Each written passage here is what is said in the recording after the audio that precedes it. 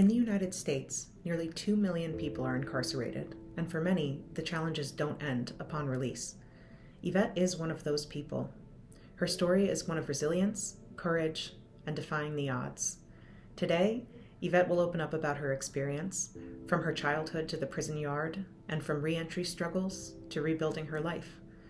Through her story, we'll explore the broader societal issues that surround the justice system, social inequities, access to education, and the uphill battle for her second chance.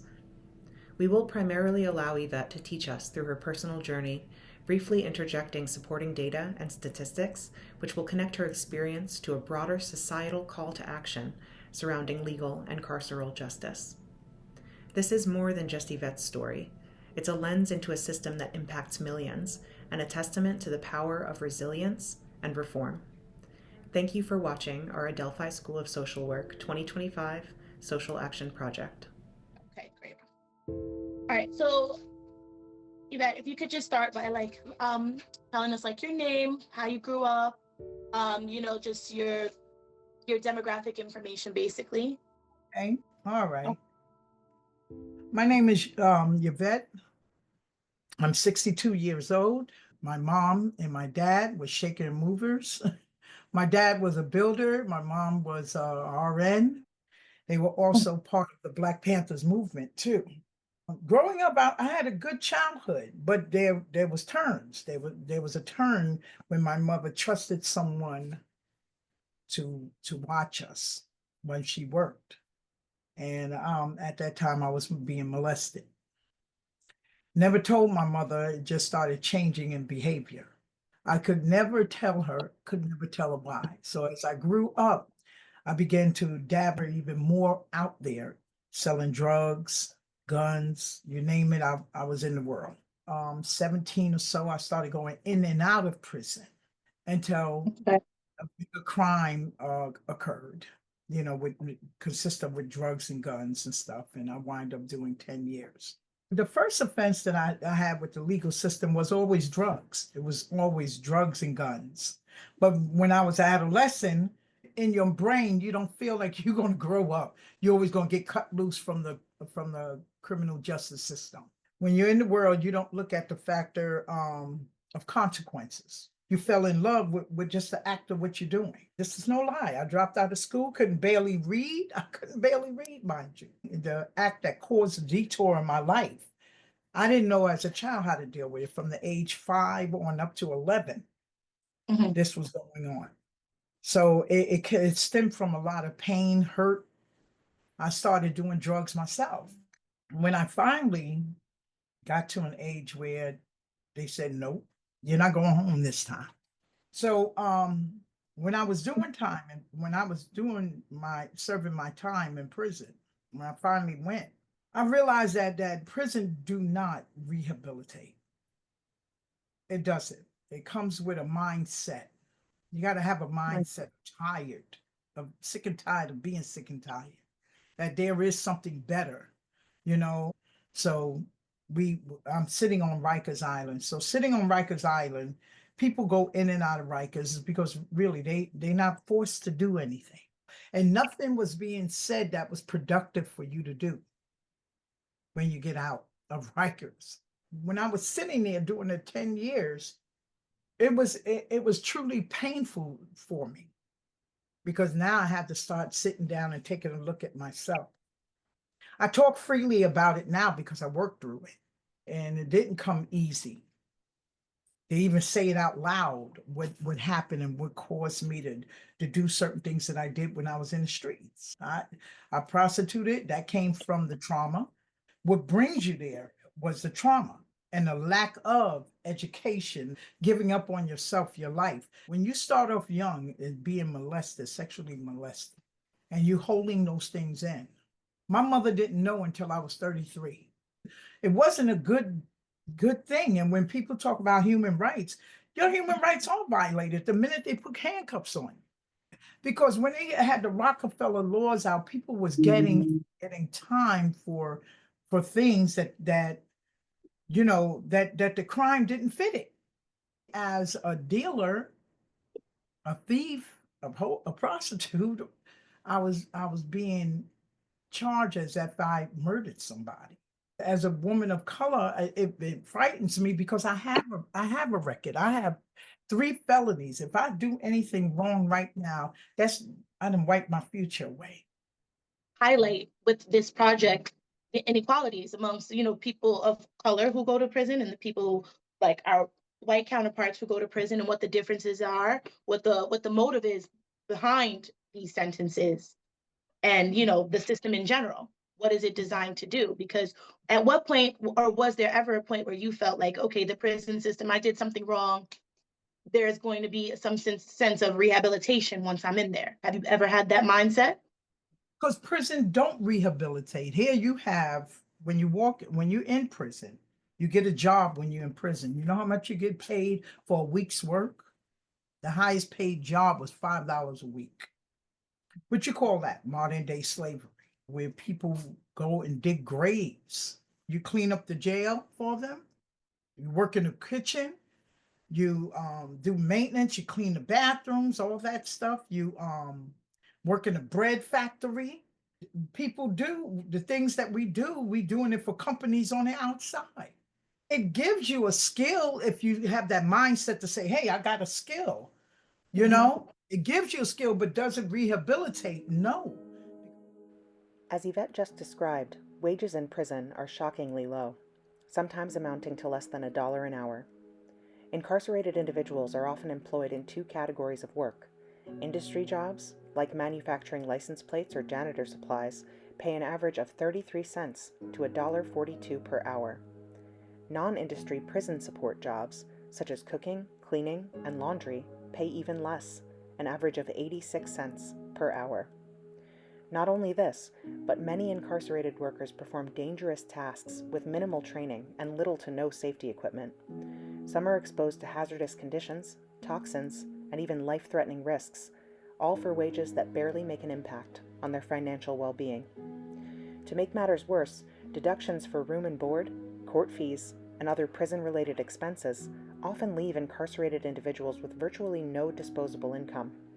Essential items like hygiene products, medical care, and phone calls to loved ones are additional financial burdens. This lack of fair compensation halts any opportunity for wealth accumulation and can create a ripple effect on families who are often left to shoulder the financial strain.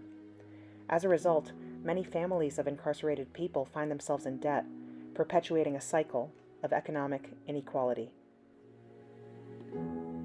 I didn't have a high school diploma, so I had to go for a GED. And it was hard to obtain that because they kept changing you from prison to prison to prison. I was accepted to this program in jail called the KSAC program. A lot of people did those programs because you get out a little earlier. Before I got to Taconic, they sent me from Albion to Beacon. Beacon was a work farm, but we were in the work farm, so that's all you do is work there. Everybody, when you go upstate, everybody have to work. They don't push education. Then if you want education, it's a certain way you have to behave to get it. So tell me if that's not a borderline of violating your human rights of education. If you made a mistake, they take everything, they'll take the programs, anything that's going to help you better yourself. Don't mess up, because they're going to snatch all that from you and they'll send you right back up to Albion. As Yvette has highlighted several times so far, education has the power to transform lives, but for many incarcerated individuals, access to educational opportunities is severely limited. Legislation, such as the 1994 Violent Crime and Law Enforcement Act, prohibits incarcerated individuals from receiving Pell Grants and other educational funding. The Act states, "No student who is incarcerated in any federal, state, or other penal institution shall be eligible for any general or academic performance award." This restriction impacts the ability of inmates to pursue higher education, limits available resources, and ultimately decreases participation and enrollment in educational programs. Despite these challenges, some progress has been made. Between 2014 and 2022, new educational programs were introduced in several facilities, as shown by the green highlights on this chart. Yet, red highlights show facilities where these programs were removed, reinforcing the reality of inconsistent access to education. Education is vital for reducing recidivism, offering incarcerated individuals a pathway to reintegration and success after release. But until these systemic barriers are addressed, many will remain excluded from these opportunities. So So what do you think would have been good rehabilitative services for you, personally for you, if you were to receive them while you were in Rikers or wherever you were transferred, that would have had a better outcome for you? when my mindset changed, let me explain this part first. My mindset changed one day when I walked into my cell. One day I walked in that cell and I just bust out and started. It gets emotional now. I walked in that cell and what I seen was a bathroom that I was living in. And I said, they just removed the tub and put a bed right where the tub was supposed to be because your toilet's in there, your face bowl is in there. No privacy. You can't even put a piece of paper up to that window while you're using the bathroom because you got to keep it open so they can watch you. And if you have a piece of paper there, they'll knock on the door, either open it while you're on the toilet. It gets emotional for me when I think about that because that's where my mindset, that's where my mind shifted. So jail didn't rehabilitate me. It was the will of God that opened my eyes. The veils came off my eyes. And I made that decision then that I didn't want to live like this no more. So no, it doesn't rehabilitate. It's the shifting of your own mind, looking at what you're lacking. I was lacking education, something that's going to sustain me when I get out and help me get a better job that I don't have to think that I have to make fast money to keep them to live better. You follow what I'm saying? And that's what happens. You're already in jail and you're gonna get punished again. And it don't rehabilitate. It is the mindset of someone that makes that decision to say, I don't want to live like this anymore. And I had support, thank God. I had that support. I wasn't judged by my family. And my mother was just so happy when my life changed. In the late 90s, it was the early 90s. When I finally was released, my time was cut because of I did that program and I stayed out of trouble. So I made it to work release. I was still incarcerated, but I made it to work release. Work release was that you come down, they let you come home for a week to look for a job. And they give you this paper where every place you went, you had to have it signed. So I got a job in a factory because I didn't have the education at that time. They go to work. They had a curfew of 9 o'clock to be back in the facility before 9. If not, absconding charge will be brought on you. And wherever the police find you, you get picked up and you sent back upstate. The things I'm naming, they saying, well, those are good things. No, it's not. 16 of us came down for work release. 16 of us came down. Only 3 of us actually stayed out. I got tired. Just like you seen, I got emotional just thinking about that. There are many people who do come out. They do go back in because that's their sense of comfort. That's where their families are. They have that. They feel safe in that structured environment. What do you feel about that? Like, why do you think that is? There's a story about these women, and you can Google them. They did the Brinks job back in the 60s. They couldn't deal out there and they came back and they came to the gate knocking on it. They let them stay on there and go to work back and forth for it. So some people do return back because they can't cope. And it is safe for them because they can't adjust.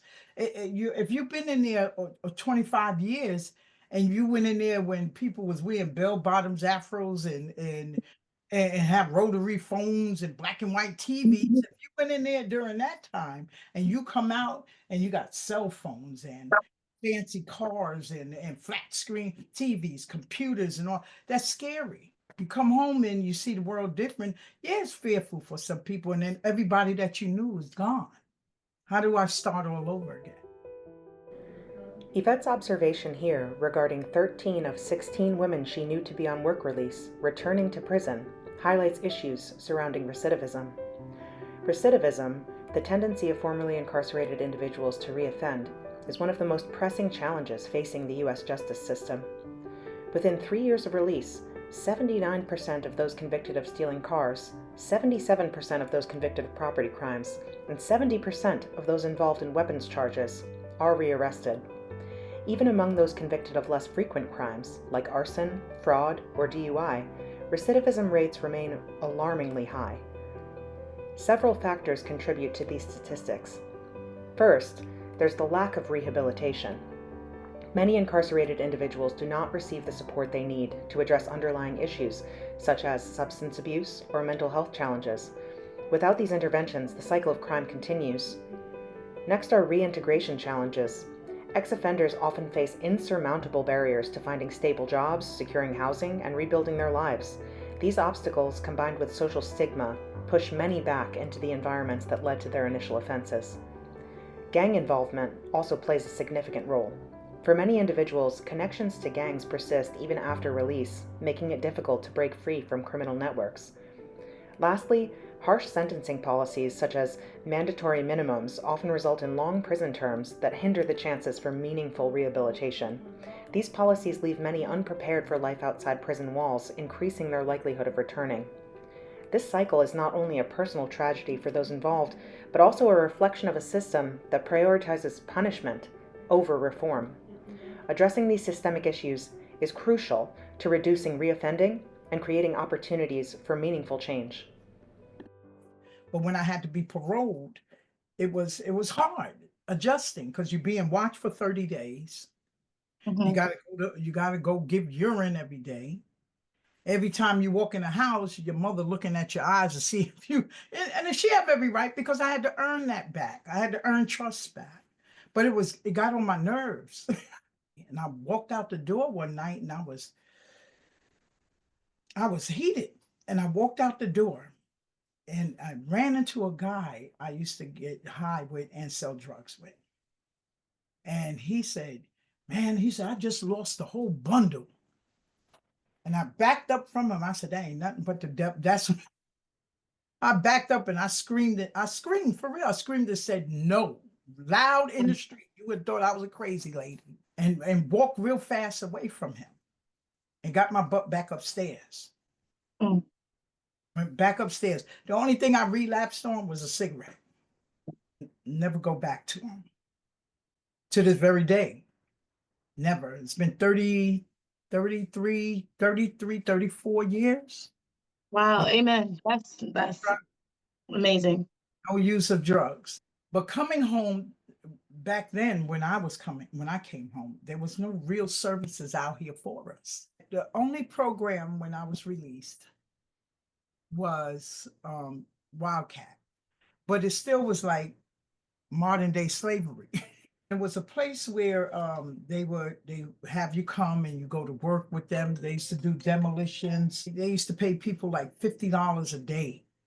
You know, if you went to these buildings, like you go to these abandoned buildings, they was like cheap labor. Same thing they was doing in prison, you know? So it still was like kind of like a human violation to that level and just using you for what status you are right now. You know, instead of having a school available for them that they could go to. I had to do a lot of research to get to where I'm at. At the end of the week, my paycheck was only $275 after taxes. A week I was getting that. Following Yvette's experience of being released in the late 90s without much access to structured re-entry programs, we see a significant shift in the available resources today. However, challenges persist. For example, current re-entry programs offered by the New York City Department of Corrections include initiatives such as work release, community service, educational release, industrial training, and community reintegration. These programs require individuals to meet specific criteria, including maintaining good behavior and obtaining approval from an offender rehabilitation officer. While these efforts represent progress, they still fall short in fully addressing the systemic barriers many face upon reentry. A more effective approach is the risk-need responsivity model, which suggests that the ideal system should foster collaboration between the criminal justice system and community resources. This model prioritizes individualized support, aiming to reduce recidivism by addressing specific needs and providing targeted resources to help individuals succeed in their reentry journey. Yet, as the chart illustrates, significant barriers do remain. Social determinants of health, such as discrimination, unstable housing, lack of access to quality health care, limited educational opportunities, and food insecurity, continue to hinder successful reintegration. These challenges, compounded by the stigma of incarceration, often trap people in cycles of poverty and marginalization. From a social work perspective, it's clear that we must advocate for more holistic, community-centered approaches that empower formerly incarcerated people. This includes addressing these barriers head-on and ensuring equitable access to resources and opportunities that enable them to rebuild their lives with dignity. So someone told me about AmeriCorps. They didn't discriminate at all. I got with AmeriCorps. AmeriCorps was a place that if you was interested in giving back to the community, that they give you a stipend and they send you to different places. And I wind up going to a drug program working. What ironic, right? They sent me there to actually use volunteering, before stipend, but you was learning a skill. Counseling. That's how I got into the social service. Being at the right place at the right time and going to school for my BA. College in New Rochelle had a program where you get your equivalency diploma while earning your college credits. I didn't do good when I first took the test to go to New Rochelle. I could read, but barely understood stuff that I was, because my brain shut down and dropped out of school, everything, because of the trauma. They gave me an opportunity to take the test again. I was right there, because I was determined, because I was afraid. I was afraid if I didn't succeed, I was going to go back. And if back, I don't think I ever would have came back. I went there, I did what I had to do, and I passed the exam, and I would study, did my homework. I wanted it. I wanted to stay out. I wanted to live and not die. That's the bottom line. I wanted to live, and I did everything to live. Then when I received my equivalency diploma, started off doing my bachelor's. I did 4 years with the College in New Rochelle. I graduated, and this is no lie, I graduated on I made it to the dean's list. I graduated in 2000 with my BA, but I was already in the field. I was working neighborhood youth and family services back then. And I remember being there as a AmeriCorps worker. I was running groups. They had me doing groups, everything. And my groups came from my life experiences to help these women.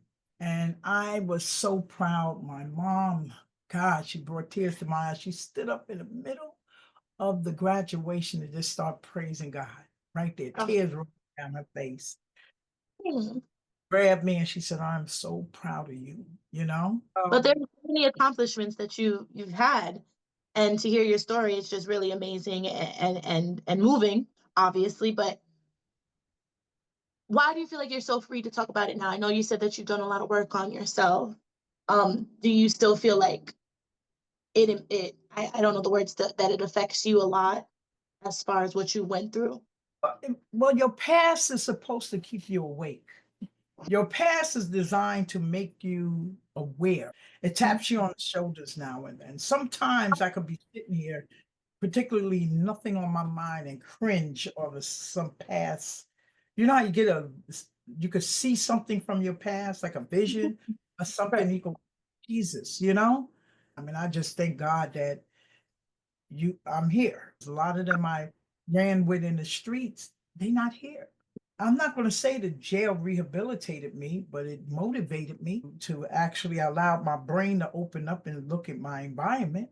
I fought not to come back here, not to go back. It wasn't easy coming out. It wasn't. I suffered panic attacks. Today, I am comfortable in my position.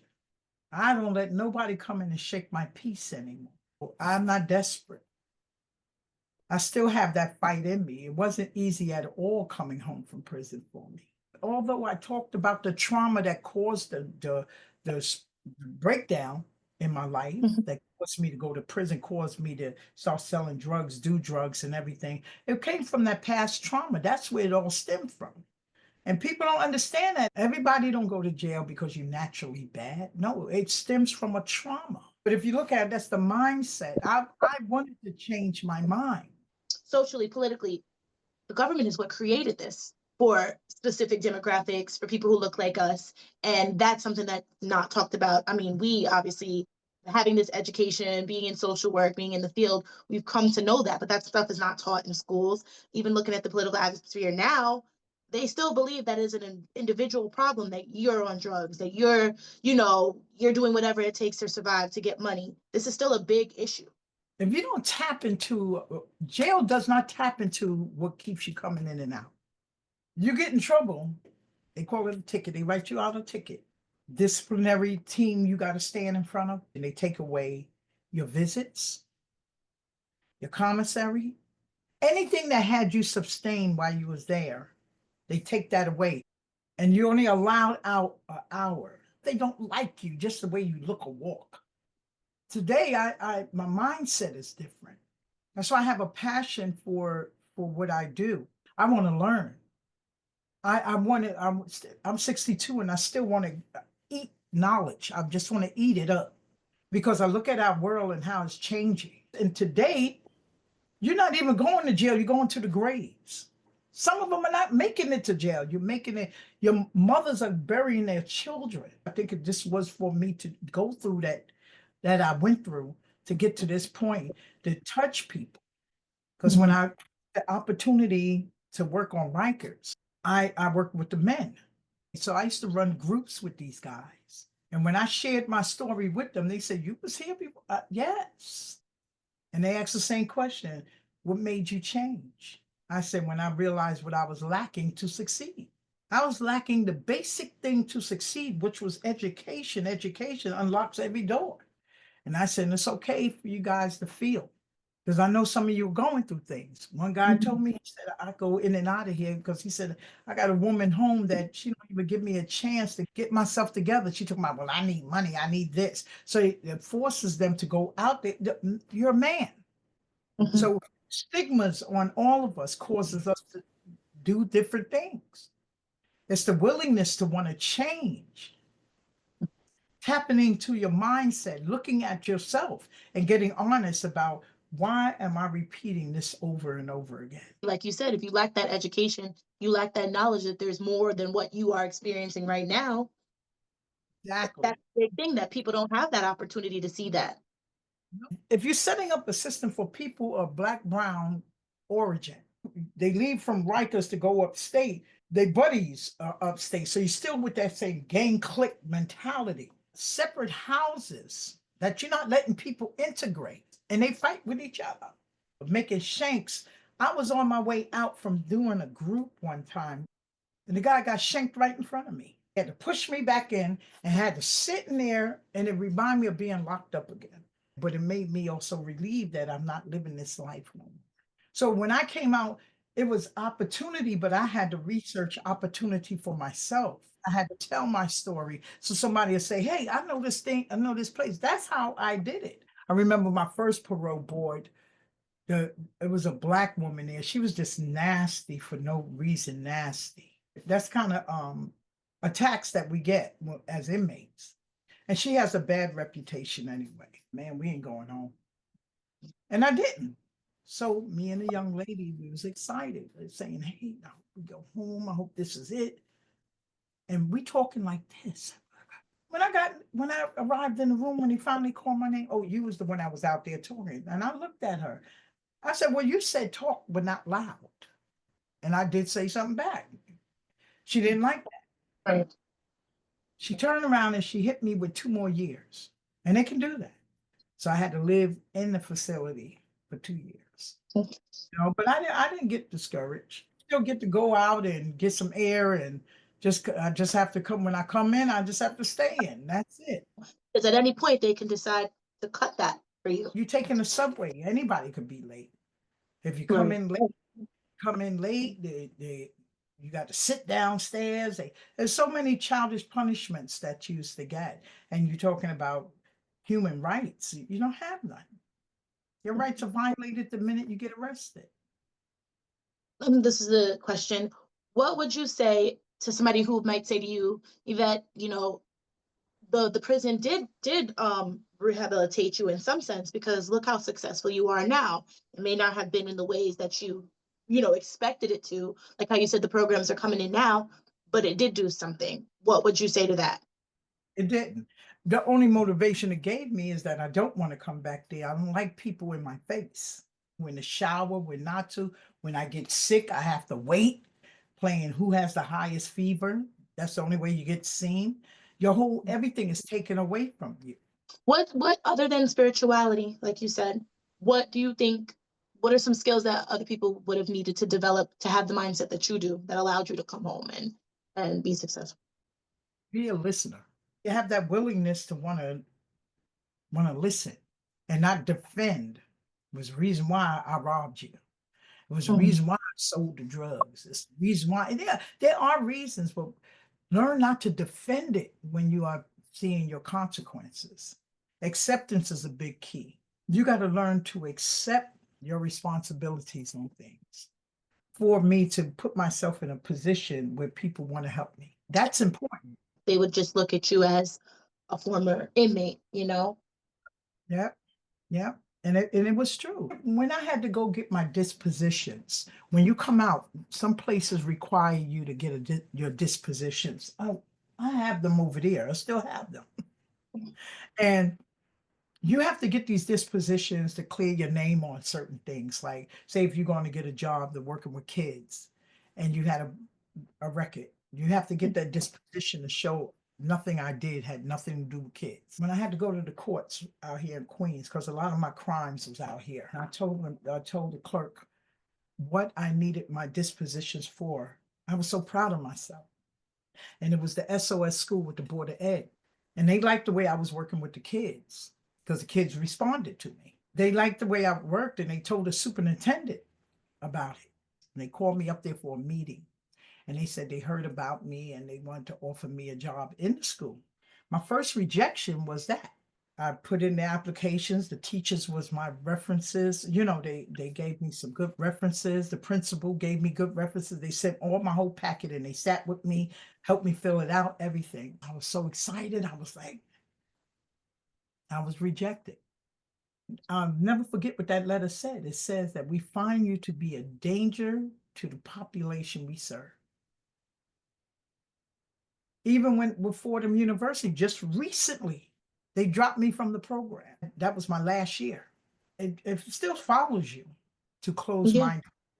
It still follows you. But I thank God that I'm strong enough now. Formerly incarcerated individuals face significant barriers to employment, as shown in this chart. Within 6 months of release, 62% remain jobless, and this number increases to 65% by the 4th year. These rates far exceed even the highest unemployment levels in U.S. history, such as the 15% unemployment peak during the 2020 pandemic. This disparity is referred to as the prison penalty in unemployment.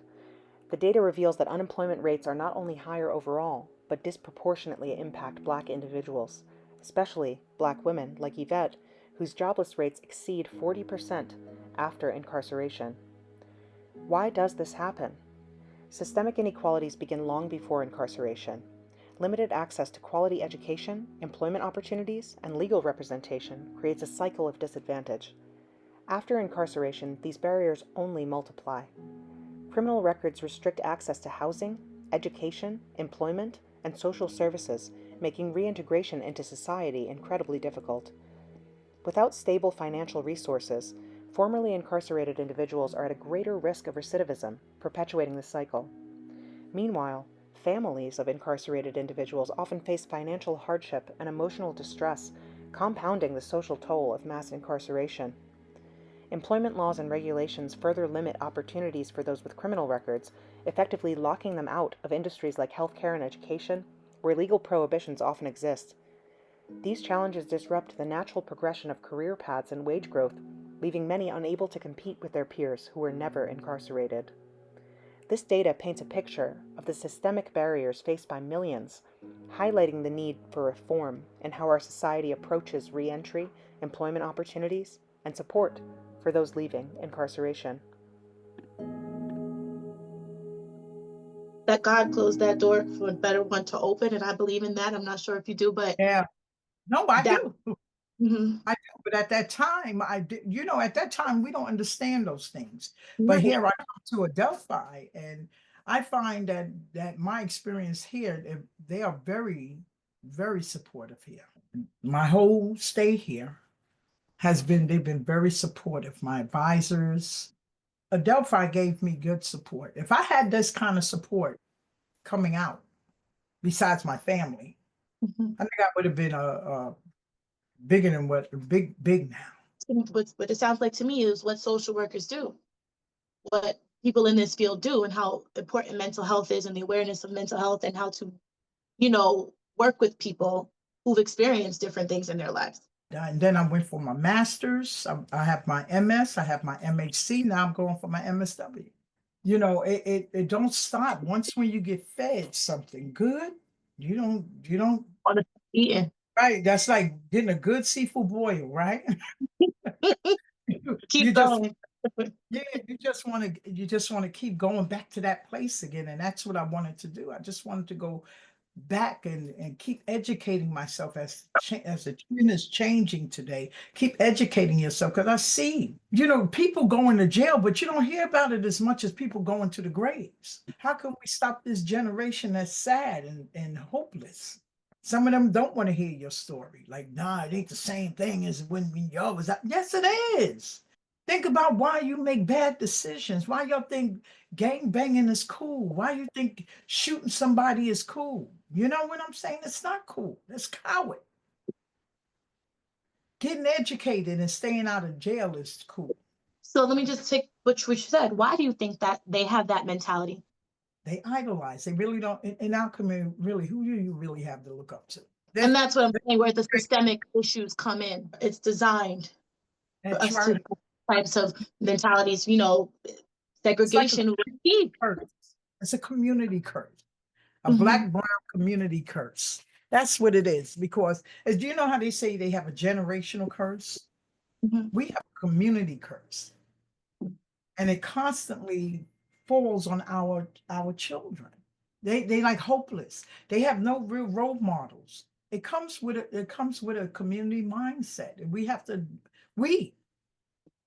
change our mindsets. Us as social workers, what do you think our role is in that? What can we do to prevent that or change that mindset? Create a forum. You could do outreach for families and youth. Get a community center and have a night of shutdown, a night of no violence, a night of uplifting our youth, good, bad, or indifferent. Maybe reaching Mhm. out to the families and having a forum where we give them resources to help their families. Because a lot of them go out there because you got a mom that may not, you being raised by your grandma, for instance, because grandmothers are new mothers now. Some people come from a history of certain things. So as social workers, we need to tap in all those areas of generational curses, a history of, the community. What was this community like? And let's address those things. We tap dance around stuff. We don't really go head on. We have to look at the risk factors within that community, within the family dynamics. Create some type of forum where we give information to you. Do a forum where you have formal people who just like the people in your neighborhood that went to jail, that did certain things, but look at them today. I may not be making six figures, but I'm out here trying to help assist my community. When I tell some young people that I'm working on my third master's, and they go, "What? You love education?" I say, "Yeah, you got to chase it just like you chase things that's bad." Knowledge is the key to a successful life. You know something, I'm not where I used to be. Absolutely. Walk back into a prison, it's for me to do some outreach, and that's what we need to do. We could reach out to Rikers Island, put together a curriculum and go up in there with formal drug dealers, formal this, formal that, and let them speak. A woman's day. Let women who used to be in those same seats those women are and speak if they decide not to go back, thinking that they owe the community that they came out of something. You need to get broader, not be afraid, because dealing with social issues and social risk factors, you can't be afraid. I'm afraid of my community disappearing. I'm afraid for y'all. They talking about shutting your brain off now, taking stuff out from the school so you won't learn about you, taking money from the school in certain communities, because it ain't gonna happen in the rich communities. As a community, you're being despised of a system they created to keep you where you at. You have to make ends meet. That's when survival come in. That's what puts people in the frame of mind like I ain't gonna work for nobody. I'm gonna do it myself. And I had to learn that. I was caught up with the system. I didn't come from that. You know, I got caught up with my own pain. So now I took my pain and made a purpose. And I'm not afraid of sharing my stories.